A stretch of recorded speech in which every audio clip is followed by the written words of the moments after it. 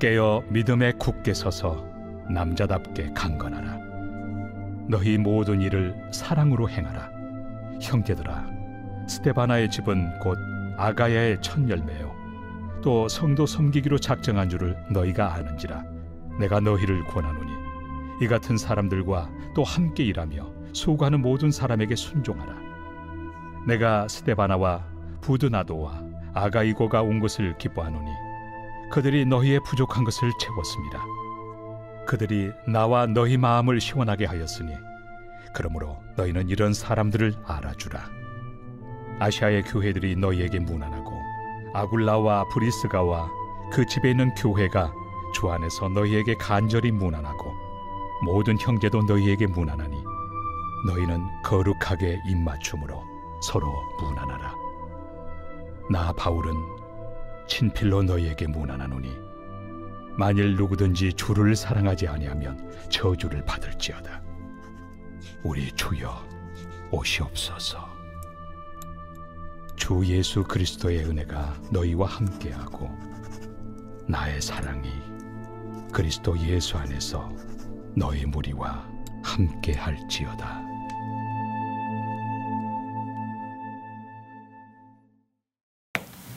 할렐루야. 네, 이른 새벽 우리 주님 전에 오신 믿음의 성도님들을 환영하고 축복합니다. 자, 오늘 말씀은요, 이 사도 바울이 고린도 교회에 보내는 두 번째 편지입니다. 그것이 바로 고린도 후서의 말씀이죠. 이 말씀은요, 고난 가운데서도요, 우리가 함께 하시는 하나님의 은혜와 위로를 깊이 묵상할 수 있는 그런 말씀입니다. 1절에 하나님의 뜻으로 말미암아 그리스도 예수의 사도된 바울과 형제 디모데는 고린도에 있는 하나님의 교회와 또 온 아가야에 있는 모든 성도에게라고 누구에게 보내는 편지인지를 말씀하고 있는 것이죠. 사도 바울은요, 예수님을 믿는 자들은요, 박해를 받게 되는 그런 어려움에 처하게 되는 상황이 있었습니다. 그러나 그러한 상황 속에서도 온갖 박해와 어려움과 고난 속에서도 하나님의 크신 은혜와 사랑과 믿음을 붙들고 살아야 하기 때문에 사도 바울은 누구보다도 그러한 마음을 알고 있기 때문에 그것을 고린도 교회에 있는 성도들에게 전하는 것이지요. 또한 사도 바울은요, 이제 혼자가 아니라 이 형제 디모데와 함께 인사를 합니다. 이는 사도 바울의 사역은요, 언제나 혼자가 아니라 누군가 함께 하면서 하나님의 뜻을 세워갔다라는 사실을 우리가 기억을 해야 합니다. 그래서 사도 바울은 편지를 받는 대상이 고린도에 있는 이 하나님의 교회와 아가야의 모든 성도라고 말을 함으로써 하나님의 교회임을 분명하게 강조하고, 또한 교회는 사람의 조직이 아니라 하나님의 소유이며 하나님의 목적과 뜻 안에 있는 그러한 공동체라는 것을 밝히고 있는 것이죠. 그러면서 2절에 말씀합니다. 우리 아버지 하나님과 주 예수 그리스도로부터 은혜와 평강이 너희에게 있기를 원하노라 라고 말씀하죠. 이 짧은 인사말 속에서도요, 이 사도 바울의 깊은 목회적 뜻이 담겨 있습니다. 그것은 바로 첫 번째는 은혜에 대한 말씀입니다. 우리가 받을 자격이 없는 우리들이지만 하나님께서 은혜라고 하는 귀한 선물을 우리에게 주셨다라는 겁니다. 여러분, 은혜는요, 우리 인간들이 하나님께 도달하기 위해서 무언가를 열심히 해서 성취하는 그러한 조건을 충족해야지 받는 것이 아닙니다. 전적으로 하나님의 뜻에서, 하나님의 편에서 하나님의 생각 가운데 베푸시는 선물이죠. 이 고린도 교회는 많은 문제와 갈등을 안고 있었지만 바울은 그들 역시 하나님의 은혜로 부르심을 받은 자들이다라는 것을, 그것을 잊지 말아라 라고 하는 것을 말씀하고 있습니다. 여러분, 하나님의 은혜는요, 우리의 실패에도 불구하고 여전히 우리를 지켜주십니다. 이는 우리를 회개하게 하고 새롭게 하고 변화되게 하는 능력임을 우리는 믿습니다. 그리고 사도 바울이 평강에 대해서 말씀합니다.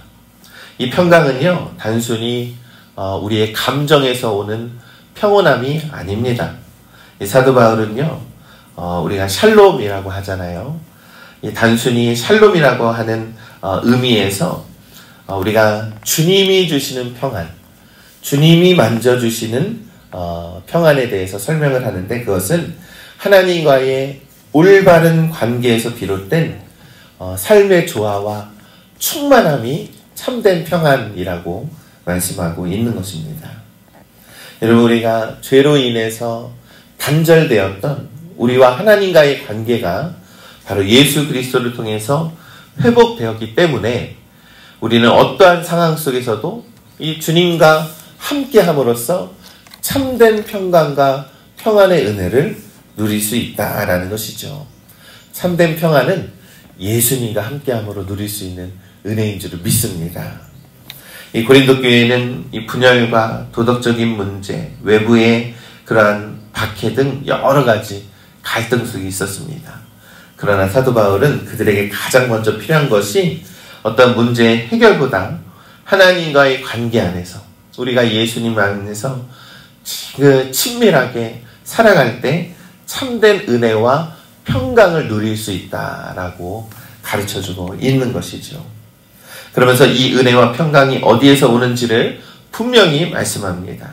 사람에게서도 아니고요, 환경에게서도 아니고요, 세상의 지혜에서 오는 것도 아닙니다. 오직 하나님과 예수 그리스도를 통해서만 진정한 은혜와 평강이 우리에게 임할 줄 우리는 믿습니다. 그러면서 찬송하리로다.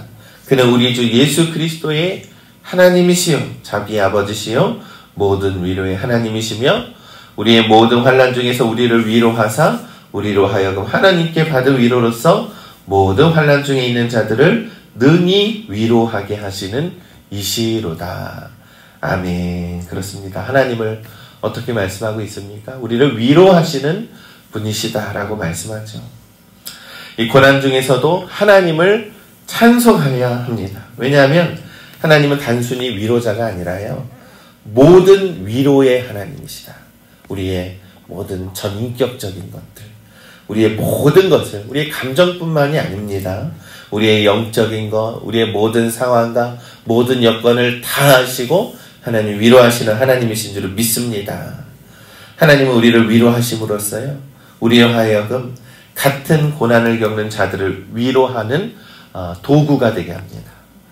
하나님이 우리를 위로하셨다라는 것은요, 또 다른 아픔을 갖고 또 다른 고통스러운 사람들에게 우리가 위로가 되고 우리가 함께 공감을 해야 하는 그런 성도의 역할을 베풀어야 한다. 그것이 바로 복음의 사역이다라는 것을 우리가 믿는 것입니다.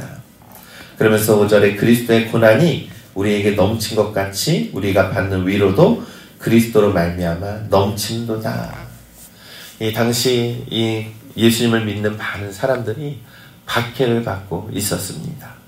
그리스도인에게 고난은 피할 수 없는 현실이었습니다. 그러나 복음의 역설은 이것이 크면 클수록 그리스도로 말미암는 위로도 넘쳐난다라는 사실을 이 사도 바울은 말씀하고 있는 것이죠. 여러분, 우리에게 힘듦과 고난이 있으면요, 우리가 왜 하나님께서 이러한 고난과 아픔을 주시는가 그렇게 생각하는 것이 아니라 우리를 통해서, 이 고난을 통해서 하나님이 어떻게 나에게 무엇을 원하시는가 더 우리가 집중하며 나아가시기를 간절히 소망합니다.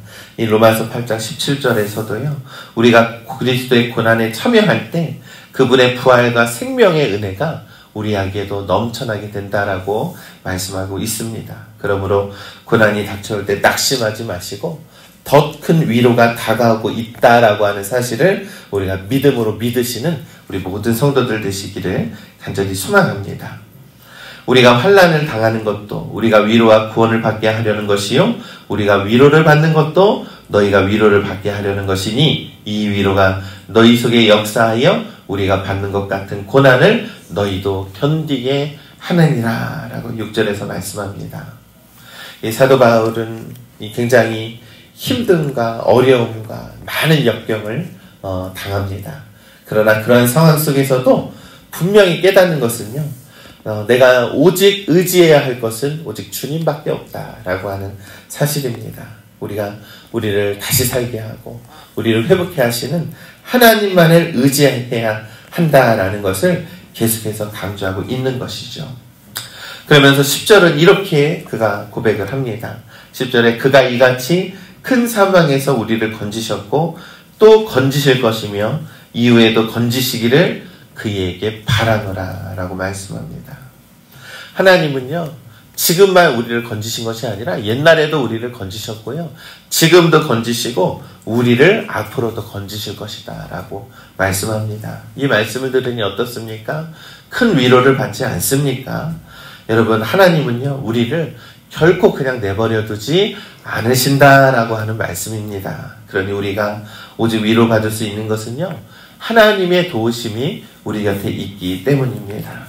11절은 이렇게 말씀합니다. 너희도 우리를 위하여 간구함으로 도우라. 서로 함께 도우라는 겁니다.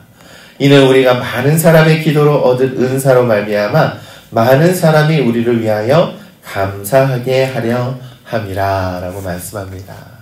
우리 사랑하는 우리 팔복영광교회 믿음의 성도 여러분, 이 사도 바울은 함께 연합해서 기도해야 한다는 것을 가르쳐 줍니다. 이 고난은요, 개인이 겪는 고난이지만 그것을 극복할 수 있는 것은 교회 공동체가 함께 기도할 때 그 중보를 통해서 우리가 이겨낼 수 있다라는 것을 사도 바울은 말씀하고 있습니다. 우리가 서로를 위해 기도할 때 하나님은 역사하시고 모든 사람이 하나님의 은혜에 함께 위로받을 수 있는 줄 믿습니다. 그러니 우리 성도의 아픔과 성도의 모든 것들을 외면하지 마시고 늘 관심 가져주시고 사랑으로 함께 기도해 주시는 우리 모든 성도님들 되시기를 간절히 소망합니다. 이 오늘 고린도후서 1장과 11절의 말씀을 통해서 우리는 이 고난이 단지 불행한 사건이나 인생의 실패가 아니라는 것을 분명히 기억해야 합니다. 하나님은요, 우리가 겪는 고난을 통해서 우리를 더 깊은 하나님의 은혜로 인도해 주십니다. 그 은혜의 위로를 다른 사람에게 또한 흘려보내게 하십니다. 여러분, 우리는 인생에서 고난이 언제나 찾아옵니다. 질병이나 관계의 아픔이나 이 재정의 어려움이나 실패의 그러한 고통도 겪게 되죠. 그때는요, 왜 나에게 이런 일이 있는가 원망하기도 하지만 성경은 우리에게 말씀합니다. 하나님이 이 일을 통해서 분명히 무언가를 이룬다라는 겁니다. 그래서 우리는 더욱더 믿음을 붙잡아야 합니다. 힘들고 어려움이 있을 때 믿음을 붙잡으시고 하나님이 무슨 일을 이루시는가 우리가 분명히 목격하시기를 간절히 소망합니다. 바울은 고난 가운데서도 하나님을 더 깊이 경험을 했습니다. 하나님이 어떤 분인지를 더욱더 깨닫게 됩니다. 하나님은 모든 위로의 하나님이시고 우리를 결코 포기하지 않으실, 앞으로도 우리를 건지실 하나님이심을 우리가 믿습니다. 그러니 우리가 든든한 우리 하나님의 위로하심을 믿고 우리가 오늘도 힘들고 어려움이 있으면 잘 극복하고 이겨내는 우리 믿음의 성도님들 되시기를 우리 주님의 이름으로 간절히 축원합니다.